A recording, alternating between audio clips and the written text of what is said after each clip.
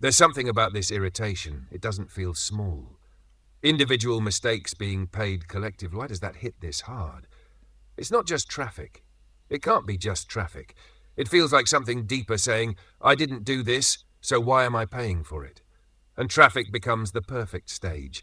One person drives badly, 100 people slow down. One person breaks the rule, everyone pays in time, stress, risk, and something inside reacts instantly. This isn't random anger. This is a sense of imbalance, like a scale that's off. It wants one thing, whoever caused it should carry it. But that's not how the system works. In groups, mistakes spread, like a ripple, like a smell in the air. And maybe that's the real frustration, not the mistake, but how it spreads to the innocent.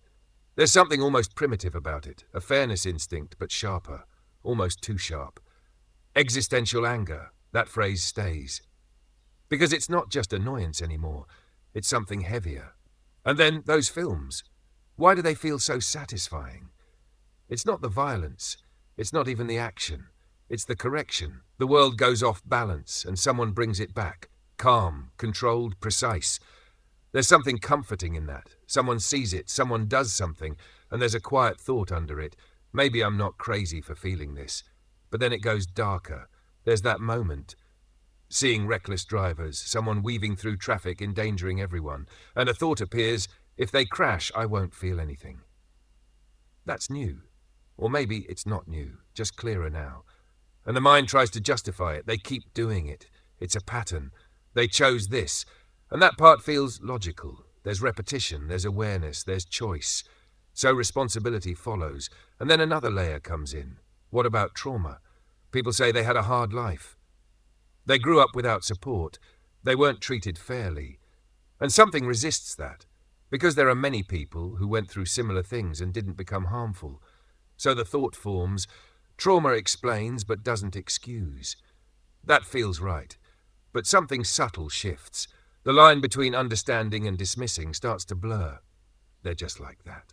That sentence feels dangerous, because once that sets in, people stop being individuals. They become types. Patterns, categories, and empathy starts shrinking, not disappearing but narrowing, selective, conditional. And then the real question appears. Where is the line? Not in theory, in action. There's a scenario, a crash, someone who caused it lying there, and the thought splits in two directions. One says they got what they deserved. The other asks quietly, would I stop? That's the edge, not the thought. The action.